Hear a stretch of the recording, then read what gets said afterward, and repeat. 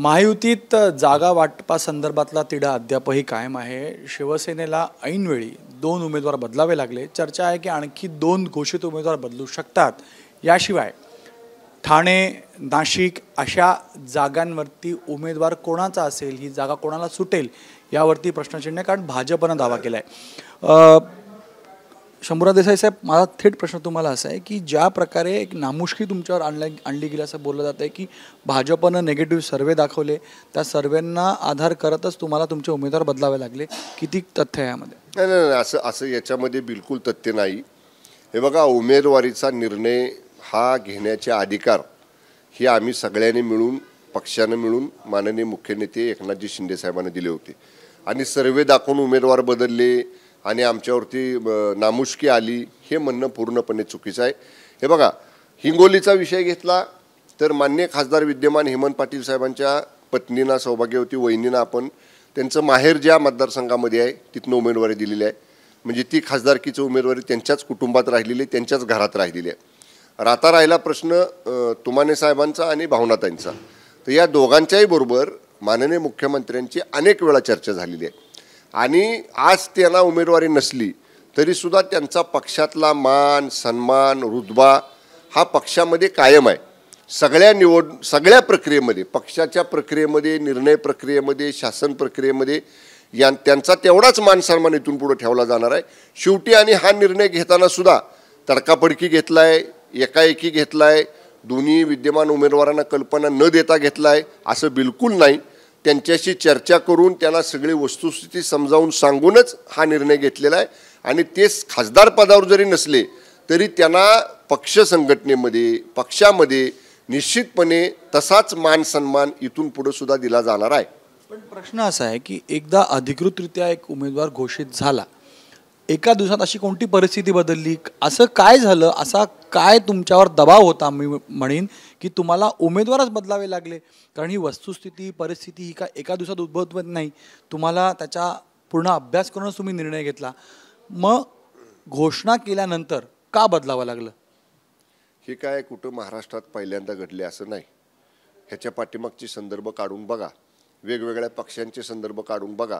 अगदी अनेक पक्षांनी AB फॉर्म दिलेले सुद्धा बदललेले आहेत. पण तुम्हाला का करावं लागलं? ऐका ना, ऐकून तर घ्या. त्यामुळं आमच्या पक्षामध्ये जो निर्णय घेतला गेला तो चर्चा करून, विचारविनिमय करून, ज्यांची उमेदवारी बदलली त्यांना वस्तुस्थिती समजावून सांगूनच घेतलेला आहे. आणि हे बघा, आज उद्दिष्ट काय आहे आपलं? सगळ्यांना बरोबर घेऊन पुढे जाणं. आणि सांगा ना मला, ज्यांची उमेदवारी आमच्यामधनं बदललेली आहे, एकाही व्यक्तीने तरी सांगितलं का माध्यमांना किंवा खाजगीत जरी सांगितलं का की आम्ही नाराज आहे, आम्हाला नाही दिलं म्हणून? असं नाही ना. ते बोलतात ना की हे बघा, शेवटी कार्यकर्ते थोडे दिवस बोलतात, कार्यकर्त्यांच्या भावना असतात आणि त्या कार्यकर्त्यांची सुद्धा आम्ही निश्चितपणानं समजूत घालू. कारण त्यांच्या नेत्यांना आम्ही कुठेही बाजूला ठेवणार नाही. त्यांचा मान सन्मान हा तेवढाच त्यांना दिला जाईल. त्यांना त्याच पद्धतीनं मान सन्मानाची वागणूक पक्षामध्ये दिली जाईल.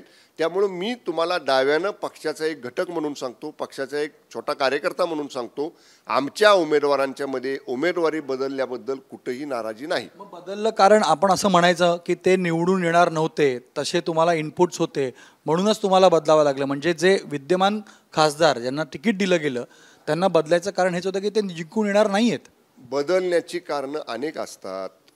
म्हणजे तुम्ही आता एवढं म्हणताय की ते निवडूनच येणार नव्हते म्हणून बदललं, असं नाही. वेगवेगळी कारणं असतात, वेगवेगळे त्याला सांगू शकाल का? वेगवेगळे त्याला काही कारणं असतील, वेगवेगळे त्याला पैलू असतात. आणि हा उमेदवारी देणं, उमेदवारी बदलणं हा पक्षाचा अंतर्गत विषय आहे. तो काय माध्यमांना काय आम्ही सांगितलं पाहिजे असं नाही ना. यासाठी विचारतोय कारण कार्यकर्त्यांमध्ये नाराजी आहे. तुम्ही आमच्या माध्यमातून त्यांना सांगू शकता की काय कारण आहेत. आमच्या माध्यमातूनही जरूर सांगू आणि आम्ही तिथं जाऊ, आम्ही सगळ्या पदाधिकाऱ्यांना भेटू, आम्ही सगळ्या पदाधिकाऱ्यांशी चर्चा करू, वस्तुस्थिती त्यांना समजून सांगू, काय परिस्थिती आहे ती समजून सांगू. आणि आमचा शिवसैनिक हा शिस्तबद्ध आहे. त्याला वंदनीय शिवसेना प्रमुख स्वर्गीय बाळासाहेब ठाकरे साहेबांनी पक्षाची शिस्त शिकवलेली आहे की पक्षाने एकदा निर्णय घेतला की तो सगळ्या शिवसैनिकांनी, सगळ्या पक्षाच्या पदाधिकाऱ्यांनी, कार्यकर्त्यांनी मानायचा असतो.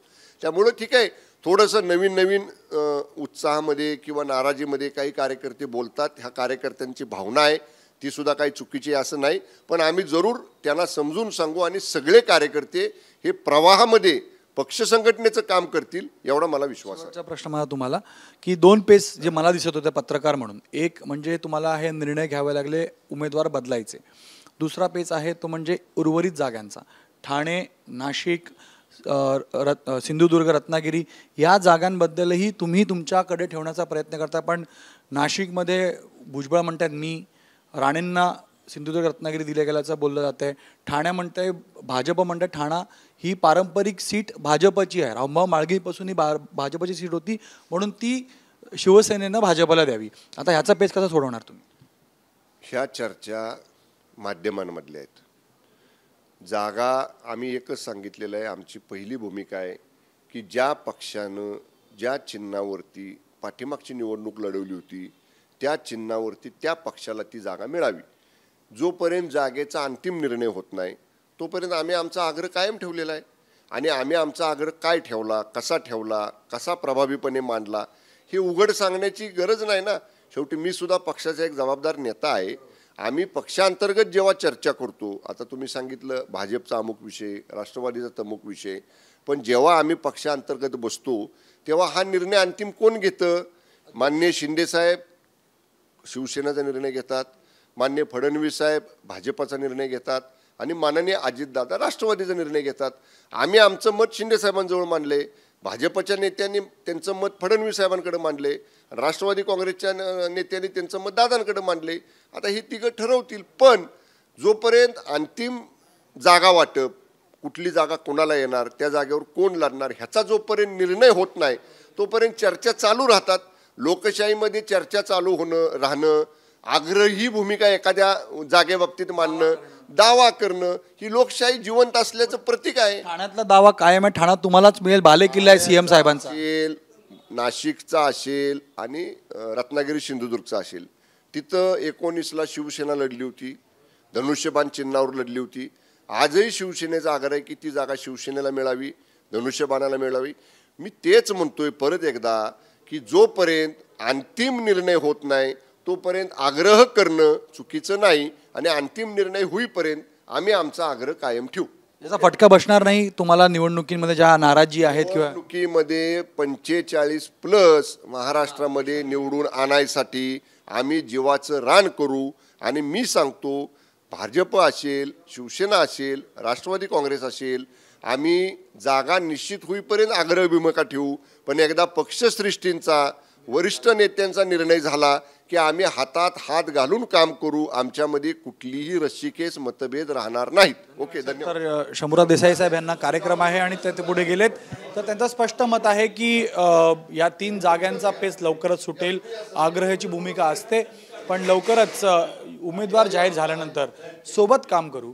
आणि उमेदवार बदलण्याचा जो निर्णय झाला तो निर्णय देखील सर्व उमेदवारांची चर्चा करूनच झाला आहे, कोणतीही नाराजी नाही. कॅमेरामॅन हाशिब खानसह गणेश ठाकूर, एबीपी माझा, मुंबई. एबीपी माझा, उघडा डोळे बघा नीट.